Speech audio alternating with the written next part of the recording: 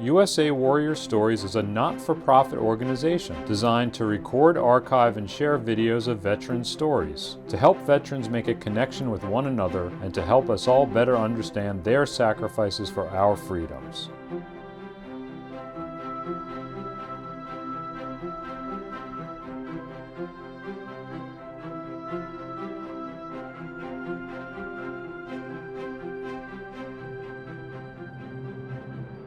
My name is Pat Guggino. I was born in Rochester, New York in 1924. I am now 100 years old, and I served in World War II. During Pearl Harbor, I was in Benjamin Franklin High School in Homestead, Florida, in Miami, Florida. And I felt very strongly about the service, so I wanted to join the Navy. I was in good shape. I was small, I was light, so I enjoyed the time. Let's say at that time I was very happy that I had some experience, with guns. That when now given the opportunity, although to be in the Navy, you didn't carry a gun in the Navy, but I was happy to do so and to be able to be of service to my country. So I spent 16 weeks over in Sampson, New York, where we had 8 hours of calisthenics and 8 hours of actual schooling. And the schooling was primarily on what to do if the ship was hit or if we were not able to proceed under our own power. So that was the schooling itself was preparation for adversities on the ship. So after the schooling, they had sent me to the Brooklyn Navy Yard, and there in the Brooklyn Navy Yard, they had just commissioned the ship, the USS Liddle, and I was designated on the crew as a fireman second, and through the course of every 4 months, would take a test and be able to pass that test and go to the advance from fireman second to fireman first to machinist third and to machinist second. How was shipboard life for you, and how did you get along? Shipboard, I was very happy to be on shipboard, rather than being on shore, to say, and getting familiar with the ship and what all the inners and outers of the ship, say, as being a engineer that was pretty much on being able to try to figure what had to be done if the forward turret of the 5-inch gun was immobilized, and how we would be able to try to get the conversions of the 40 millimeters on either side to be able to take the place of the 5-inch. So it was an experience to learn as much as we could about any possible happenings that would immobilize the ship and how we can get the ship running. To say. What was your ship type again? What was the type of ship you were on? We were at the inset for the first part of the war, for the Atlantic crossings. We were a destroyer escort. We were a destroyer escort as escort duty. Well, we did one crossing was over into England. Another crossing was over to Ireland. This is convoys going, and the third one was into the Mediterranean. So in the Mediterranean, we had access over to Libya and then Morocco and then Libya. You never saw or heard any subs or any attacks on these convoys going? Oh yeah. We had attacks, submarine attacks, and it was our duty to be able to depth charge them, to get over it, locate them, and depth charge. It was actually very boring, say it was boring to be in a convoy out there, because you had your position over there, and you were designated to stay in that position So you felt almost like trapped, that you couldn't move about. You had to be there. And there was the attacks that we had were pretty much by air attacks. We had the air attacks, which they would come in and drop off the bombs and carry on out. So it was scary. Yeah.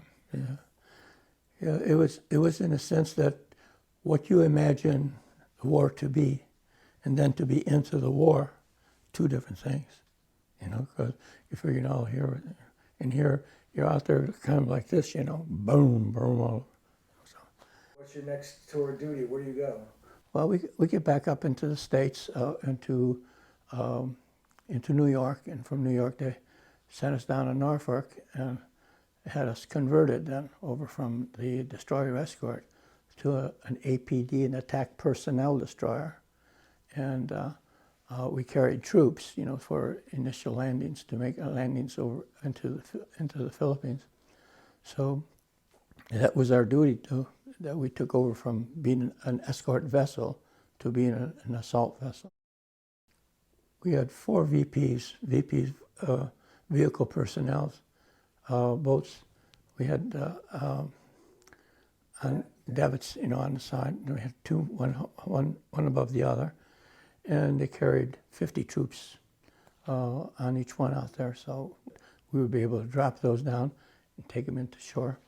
I was part of the crew on one of the boats. I was part of the crew out there. I was the engineer on the ship, on the VP boat. So. Oh yeah. Yeah, we had 3 people that would run the boat.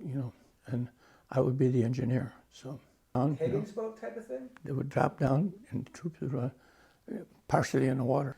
We were able to bring the ship in close enough to say to where our bow would be hit the sand, and that's where we would take a stop. We would be able to carry either like a Jeep or something on board or 50 troops on her. Right. And they had the ramp in the front, so they'd be able to get as close as they can right up to the shore, drop the ramp, and they would walk in. As I remember, that just the look on the face and the way they would hold that rifle, they were ready, to say they were ready. So when they got off the ship, went down the ramp and onto shore, they were ready right there. When they got off the ship and whatever, you got to thinking and said, it's going to take a lot of guts to go offshore over there and to be able to go out there and kill somebody. What I didn't see, what I thought I would see, I never saw, which was them being afraid, that we're going to go in and we're going to kill somebody. Man, they were ready to go, So, and that was a very proud moment, that retaliatory in my mind, that what I thought and what was reality. Yeah, but the thing is, if you can visualize, a young lad, in this and being on board in charge of a ship, in charge of the engines, and that while you had the ability to bring troops ashore and drop them off and be in the action itself, and yet not be part of the action, that part of the action. We would shut down one fire room, one engine room, so we'd have the extra personnel, and so our bit was to go up on deck, and be able to see the action out there.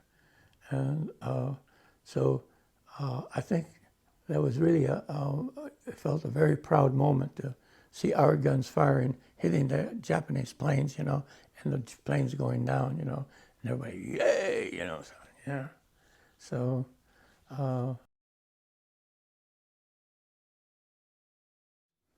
and on one of the 16th trip in the Philippines, we were attacked by Japanese Kamikaze planes, and one Kamikaze plane we knocked out. There were 5 attacking at one time. They came in 1 at a time and then 2 at a time, and found that was very easy for our gunners to destroy. So they attacked us with 5 in each direction, and we were able to knock out 4 out of the 5, but the 5th plane came in and hit straight into the bridge, and it killed 33 officers and men. Just tell me about that moment, that day, what battle stations and the kamikazes were coming in. Tell me. Yeah. And you say it was a hit on the bridge? Was it? Oh yeah, straight diving in, straight into the, here's the bridge, and come straight into the bridge. After we got hit, we found that we could have no steerage, but since I did 6 weeks of training, 16 weeks of training in Great Lakes, Illinois, one of the subjects there was, what do you do if you lose your rudder, and you have no way of steering the ship? And the answer was that you can always steer the ships with the propellers, which we call screws, either the port screw or the starboard screw. Either one, you increase the speed on to be able to change the direction of the ship. As I remember, nobody wanted to take control of the ship. Everybody's scared to death. Because of the boom, boom, boom, bombs. So we were, the three buddies I say, Andy Pavlik and Al Penfile and myself, we were crew, engineer crew, and we were great buddies. So when that came through, I got Andy and Al, and I said, we're going to run the ship. He said, what? I said, there's nobody's ship is just, going around in a circle. So we had no problem as far as the engine room was concerned. So it was just the rudder and they tried to fix that. They couldn't fix that rudder. I still remember going down with an officer down to the after steerage and going down. I can still picture looking down at the rudder over there, and we're trying to move it. We couldn't move that thing. It was just frozen. The training that I got in Great Lakes, Illinois, on what to do came to be that I could use it. You thought when you were going to school, who's going to need this stuff? Who's going to need it? I don't need this stuff. As I say, our force was to be able to take care of the damage, to be able to do we could, getting the wounded down into the pharmacy to get the wounded, the dead and wounded we brought down there. We had training into that. That was our secondary bit. Because the bit was that if we got hit by a plane, to say get hit, the deck force would be wiped out, and what was left was the engineers who were from below deck. So we were doing that. They had a hospital ship that was there, and so maneuvered the ship and we're coming in, and all I can remember is the crew on the hospital ship, stand off, because there was one space in there. There was other ship that was tied to it, taking care of their wounded. And so there was this space over there, and now we're driving the ship with the screws, because we got no steerage. And I says, they told me to stand off. And I says, we have 33 dead and wounded on board, and they need medical attention. We're coming in. He said, stand off.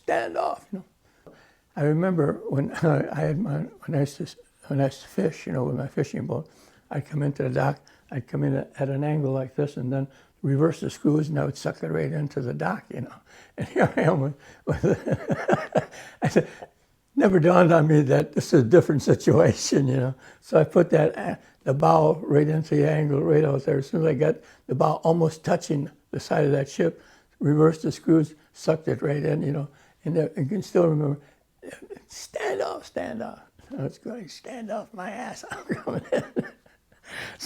So we got the dead and wounded off on board out there. So we were able to propel the ship back into Hawaii, and then San Diego, then through the Panama Canal over into to the Brooklyn Navy Yard. Well, as I say, as that war was progressing, that we had secured the Philippines, and what was left was Japan. So they took the 58th Division to make the final assault, on Japan, and to annihilate. The whole thing was to annihilate Japan. There was so much animosity over there for what they did to us that we want to retaliate and kill as many as in fact, wipe them out. Actually, we were. Our division, I can still visualize it, all of us, right at the shore of Japan. We were going to do an invasion. And so here we are, poised, for the invasion, and the war was over. And as much as we were elated to say, wow, that's great, we were disappointed because we wanted those troops to go ashore and kill those who wanted to kill us, so.